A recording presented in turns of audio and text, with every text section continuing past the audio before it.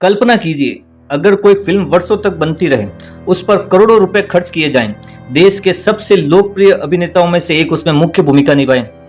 Film की shooting पूरी हो जाए, लेकिन दर्शकों तक पहुंचने में उसे 4 साल लग जाए और फिर आखिरकार जब वो फिल्म ओटीटी पर रिलीज हो, तो रिलीज के कुछ ही दिनों के भीतर उसे उसी प्लेटफॉर्म से हटा दिया जाए, तो सवाल उठता है, आखिर उस फिल्म में ऐसा क्या था?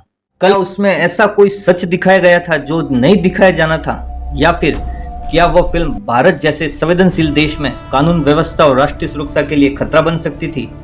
क्या यह अभिव्यक्ति की स्वतंत्रता पर रोक का मामला है, या फिर सरकार ने वही किया जो उसे राष्ट्र हित में करना चाहिए था? यह कहानी है निर्देशक हनीत रेहान की फिल्म सतलुज की, जिसमें मुख्य भूमिका में पंजाब के सुपरस्टार दिलजीत और अर्जुन रामपाल हैं। 3 जुलाई 2026 शुक्रवार को यह फिल्म ZEE5 OTT पर बिना किसी प्रमोशन के अचानक रिलीज की गई, लेकिन 5 जुलाई रविवार की रात को इसे प्लेटफॉर्म से हटा दिया गया। शुरुआत में इस फिल्म का नाम पंजाब 95 रखा गया, लेकिन रिलीज से पहले इसका नाम बदल दिया गया। नाम बदला, रिलीज की रणनीति बदली और फिर OTT पर आने के कुछ समय बाद ही यह फिल्म भारत में उपलब्ध नहीं रही। यहीं से शुरू होती है वह कहानी जिसने सोशल मीडिया, राजनीतिक गलियारों और फिल्म उद्योग और कानूनी विशेषज्ञों के बीच एक नई बहस को जन्म दिया। कुछ लोगों का कहना है कि यह फिल्म इतिहास के ऐसे अध्याय को सामने लाती है जिसे वर्षों से दबाने की कोशिश की गई। दूसरी ओर कुछ लोगों का मानना है कि यह फिल्म एक बेहद संवेदनशील दौर को ऐसे तरीके से प्रस्तुत करती है जिससे समाज में तनाव पैदा हो सकता है। यानी एक ही फिल्म लेकिन दो बिल्कुल अलग अलग नजरिए, और शायद यही कारण है कि सतलुज एक फिल्म नहीं बल्कि एक राष्ट्रीय बहस का विषय बन गई है। साल 2022 में इस फिल्म को गल्लू गारा के नाम से बनाया गया। जब इसे सेंसर बोर्ड के पास भेजा गया तो बोर्ड ने इसके नाम पर आपत्ति जताई और नाम बदलने को कहा। फिर इसका नया नाम पंजाब 95 रखा गया। साथ ही 21 कट्स लगाने की भी बात कही गई थी। यह नाम 1995 की उन घटनाओं की ओर संकेत करता था जो जसवंत सिंह खालड़ा के जीवन से जुड़ी थी।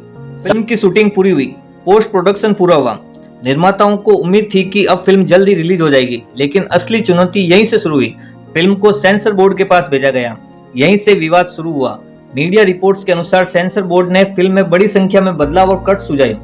फिल्म निर्माताओं का दावा था कि इतने व्यापक बदलाव फिल्म की मूल भावना को प्रभावित करेंगे।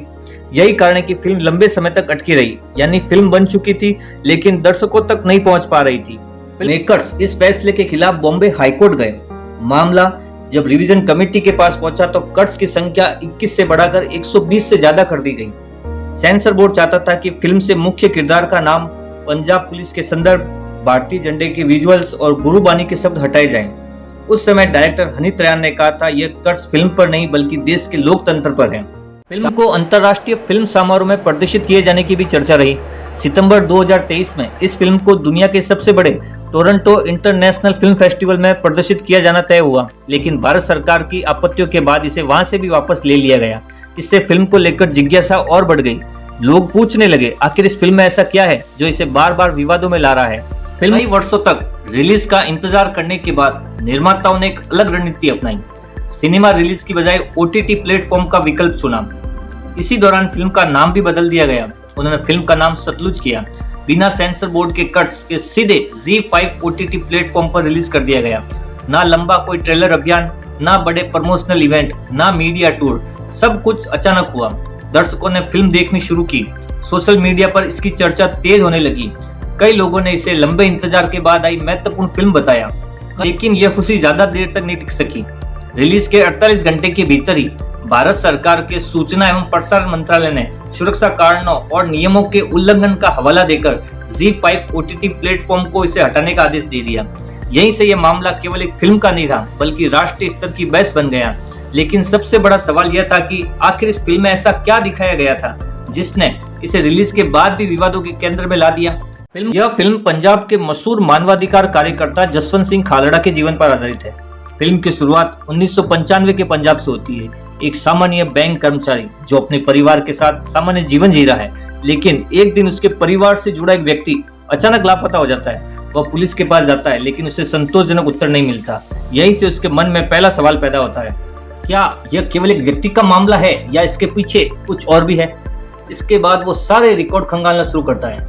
शमशान घाटों के दस्तावेज हो, नगर निगम के रिकॉर्ड्स हो और भी ऐसे कई आधिकारिक कागज जो सामान्य लोगों की नजरों से दूर रहते हैं। जैसे जैसे वो आगे बढ़ता है उसे लगता है कि मामला केवल एक परिवार तक सीमित नहीं है। फिल्म के अनुसार उसे ऐसे रिकॉर्ड्स मिलते हैं जिससे संदेह और भी गहरा हो जाता है। बड़ी संख्या में अज्ञात समूह का अंतिम संस्कार किया गया। यहीं से कहानी एक व्यक्तिगत खोज से निकलकर मानवाधिकार और न्याय की लड़ाई में बदल जाती है। फिल्म में 1980 और 90 के दशक के बीच में जो पंजाब में उग्रवाद फैला था, उसके बाद पुलिस द्वारा जो चलाए गए काउंटर ऑपरेशन थे, उन सबको दिखाया गया है। जसवंत सिंह खालरा ने अपनी जांच में दावा किया था कि पंजाब पुलिस ने इस दौरान लगभग 25,000 से अधिक लावारिस व अज्ञात समूह का अवैध रूप से अंतिम संस्कार कर दिया था, जिसमें कई निर्दोष युवा भी शामिल थे। फिल्म में दिखाया गया है कि कैसे जसवंत सिंह खालरा ने इन रिकॉर्ड्स को एक साथ जुटाया, इस मुद्दे को अंतर्राष्ट्रीय स्तर पर उठाया और तत्कालीन पुलिस प्रशासन को चुनौती दी। लेकिन अंततः 1995 में जसवंत सिंह खालरा को खुद पुलिस उठवा लेती है और कस्टडी में उनकी हत्या कर दी गई। इसके बाद 2005 में कोर्ट ने कई पुलिस कर्मियों को उम्र कैद की सजा भी सुनाई थी। फिल्म में इस संस्थागत हिंसा को बेहद बारीकी से दिखाया गया है। यह इस विवाद की असली जड़ है। अब सबसे महत्वपूर्ण प्रश्न जो बचता है वो यही है, क्या सरकार ने जो ये फैसला लिया है वो सही है या एक फिल्म के साथ अन्याय हुआ है? क्योंकि इस मामले में भारत दो अलग अलग विचारों में बंटा हुआ दिखाई दे रहा है। समर्थक, मानवाधिकार कार्यकर्ता और पीड़ित परिवार के लोगों का कहना है कि पंजाब के इतिहास का एक कड़वा सच है ये जो इस फिल्म में दिखाया गया है। इस फिल्म को बैन करना उन परिवारों के जख्मों पर नमक छिड़कने जैसा होगा जिन्होंने उस समय अपनों को खोया था। उनका मानना है कि आने वाली पीढ़ी को यह सच जानने का हक है। अब वही फिल्म इंडस्ट्री के जुड़े जो लोग हैं, उनका कहना है कि अगर Kashmir files, the Kerala story जैसी फिल्में आ सकती है तो पंजाब के सच को क्यों दबाया जा रहा है? इस तरह तो ये सिलेक्टिव सेंसरशिप हुई। इससे पहले दिलजीत जो है वो पहले ही कह चुके हैं कि इस फिल्म को आप भले हटा सकते हो, लेकिन इसे लोगों ने देख लिया है और सच्चाई सबके सामने आ चुकी है। वहीं सरकार और सुरक्षा एजेंसियों का मत है कि पंजाब में इस समय जो माहौल है वो बेहद संवेदनशील है। ऐसी फिल्में जिनमें सुरक्षा बलों और पुलिस को पूरी तरह से विलन के रूप में दिखाया गया हो, उनका इस्तेमाल देश विरोधी जो ताकतें होती है, खालिस्तानी एलिमेंट्स जो होते हैं, भारत के खिलाफ इंटरनेशनल लेवल पर हथियार के रूप में कर सकते हैं। विरोध करने वालों का मानना है कि जो दौर बीत चुका है और जिनके दोषियों को अदालत सजा दे चुकी है, उसे दोबारा स्क्रीन पर इस तरह दिखाने से पंजाब में फिर से अशांति फैल सकती है और युवाओं में व्यवस्था के खिलाफ गुस्सा भड़क सकता है। भारतीय सिनेमा का इतिहास बताता है कि यह कोई पहली बार विवाद नहीं हुआ इस प्रकार का। इससे पहले भी कई फिल्मों को लेकर देश भर में बहस हुई है। किसी फिल्म पर धार्मिक भावनाएं आहत करने का आरोप लगा था तो किसी पर इतिहास को गलत दिखाने के आरोप लगे थे, किसी पर राजनीति का आरोप लगा था तो किसी पर हिंसा फैलाने की आशंका के कारण उसको रोका गया था। कुछ फिल्मों के दृश्य बदले गए, कुछ फिल्मों में हद से ज्यादा कट लगाए गए, कुछ अदालत तक पहुंची और कुछ पर अलग अलग राज्यों में अलग अलग निर्णय हुए। लेकिन सतलुज का जो विवाद है वो अपने आप में नया नहीं है, लेकिन डिजिटल प्लेटफॉर्म पर रिलीज होने के बाद उसे हटाए जाने के कारण ये मामला अलग जरूर बना हुआ है। किसी भी लोकतंत्र में इतिहास को समझना अति आवश्यक है, लेकिन इतिहास को समझने के साथ साथ उस समय की जो परिस्थितियां थी उसको समझना भी आवश्यक है। उस समय आतंकवाद की क्या स्थिति उसको भी समझना आवश्यक है। सुरक्षा बलों की क्या चुनौतियां थी उसको भी जानना आवश्यक है। और मानवाधिकार, इन सभी पहलुओं को लेकर एक साथ चलना भी उतना ही आवश्यक है। यदि हम केवल एक पक्ष को सुनेंगे तो पूरी तस्वीर कभी भी नहीं देख पाएंगे।